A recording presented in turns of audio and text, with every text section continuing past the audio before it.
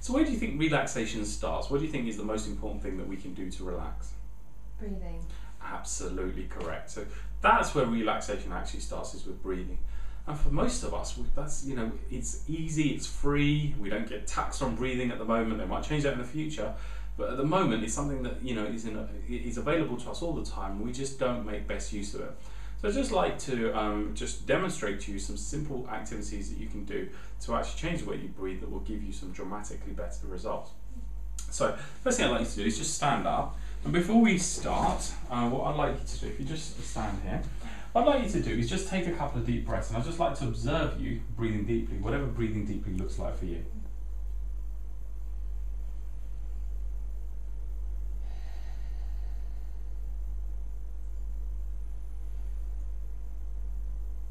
Good. Now can I ask where you learned to breathe that way?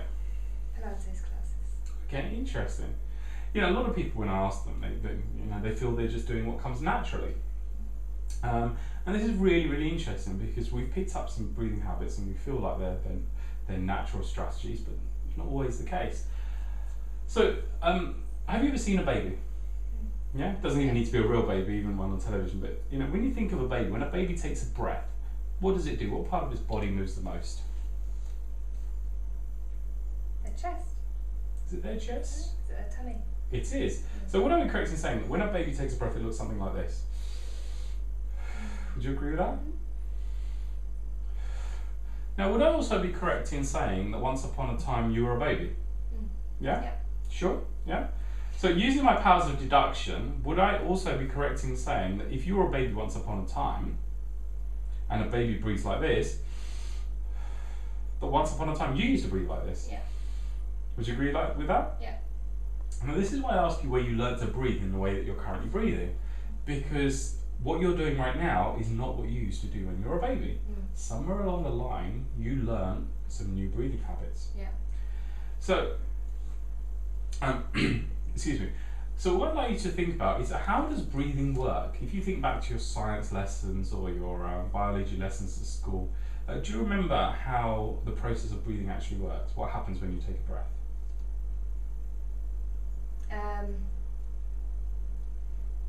You turn it into carbon dioxide when you breathe it out. So you But breathe in. the mechanics, in terms of the mechanics, what happens in the body when you take the breath in?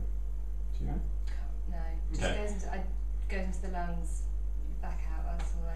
But when you take a breath in, so we'll just do a quick biology Yeah. 101. When you take a breath in, literally your lungs will start to fill up, and your diaphragm, which is the muscle here at the bottom of your lungs, will start to pull downwards, and this area literally is filling up with air. Okay, so this is literally just filling up with air, and it's the diaphragm that's pulling down and expanding this area into the lungs, into the belly. Now, a lot of people, when you ask them to take a deep breath, you don't actually see the belly moving. That you'll see this, and this is, I'm just going to exaggerate what I experienced with you. You ask someone to take a deep breath, and they'll do this. Now that's a completely learned behaviour. There are no muscles in the shoulders involved in breathing in any way. That's completely learned. Now, when you observe a baby taking a deep breath, I promise you're not going to see their shoulders moving at all. So that's something we've picked up along the way. You know, there's a variety of different reasons that we pick up bad breathing habits, ranging from, you know, because we're stressed or we're tired. You know, we tend to sort of tense up our chest area. We're a little bit hunched over, so we're not opening up our bodies to take a full breath.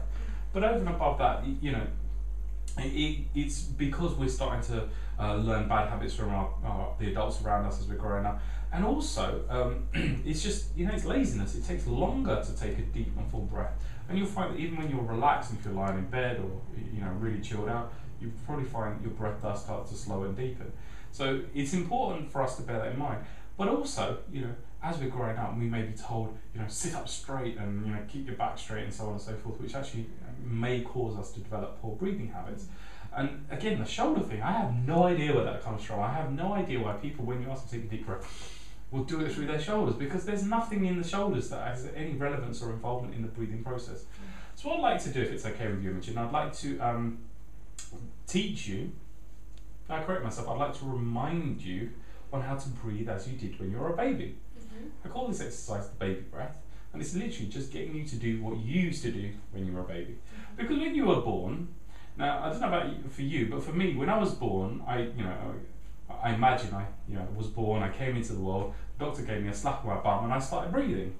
I didn't have someone take me into a lecture theatre and go through a PowerPoint presentation about how to breathe and how to do it correctly and make sure that I manage the steps of breathing. That's not what happened to me, and I'm pretty sure that's not how you learned to breathe as well. You kind of just did what came naturally. Yeah.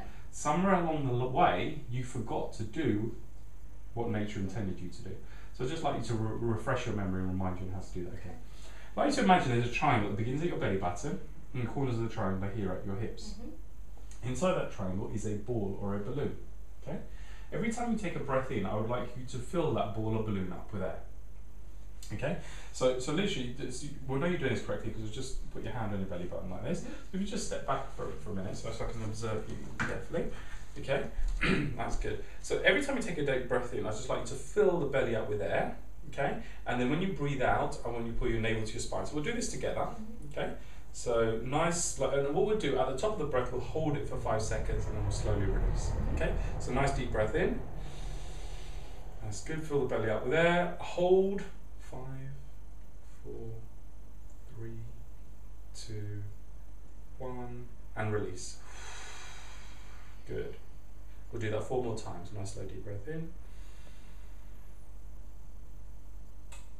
Hold, 4, 3, 2, 1, and release. Nice slow deep breath in. Hold.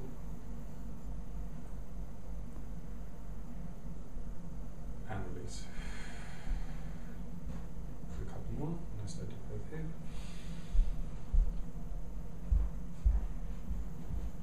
Hold. And release. And nice slow deep breath in.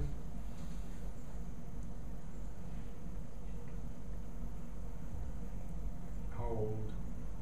And release. And last one. Nice slow deep breath in. Hold. And release. Good. That was 5 breaths. That was like 25 seconds of your life at the most. What do you notice differently as a result of doing that exercise? I feel really relaxed. Okay. Breathing afterwards, my breathing feels like it's not as shallow. Okay. And something you may be aware of, but even if it's only slightly, but your chest has opened up a little bit. Because obviously by breathing that way you expanded your chest. Did you feel lightheaded at all? Yeah, a little bit. That's literally a rush of oxygenated blood going up to your brain. That's your brain saying thank you for all that extra oxygen, because you've literally just had a rush of oxygenated blood up to your brain. You feel any different? Anything else differently? Feel good. Okay. Yeah. Now, even if you're only feeling very small changes, that was 25 seconds of your life. It was free, didn't cost anything, didn't need any pills, potions, didn't need to spend any money. So this is really, really important that we can get these kind of effects, these kind of results very easily, simply, and wherever we are.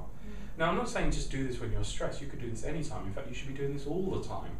But obviously, the more you do it, the more likely it is to become a habit again. And obviously, if you're getting more oxygen into your system, you're going to feel better and you're going to get better results. Because a lot of us essentially are doing to ourselves what the human body experiences at high altitude. Have you ever been to the top of a mountain, or you've been skiing or anything like that? What happens at high altitude? You get lightheaded. You get lightheaded, you can't think clearly, feel panicky and anxious, you get exhausted even doing simple things, because there's less oxygen. Now, if we are breathing from here, we're only using 30% of our lung capacity, which means we are putting our body into a low oxygen state. To use 100% of our lung capacity, we have to be breathing into this area here. Now, for a lot of us, for reasons of vanity, because we're concerned about how we look, we're depriving ourselves of a huge chunk of our lung capacity. So just again, by taking the time to breathe correctly, you're going to ensure that you get a good oxygen intake, which means every system in your body will work more efficiently. So you'll feel better, your ability to stress improve, your ability to deal with stress improves, you'll feel happier, you'll feel more energized, and you feel more relaxed. And that was 20 seconds of your life. If you did that for a few minutes every day, you get some fantastic benefits. If you did it all the time, it would have a tremendous effect on your life. Great. Great, thank you.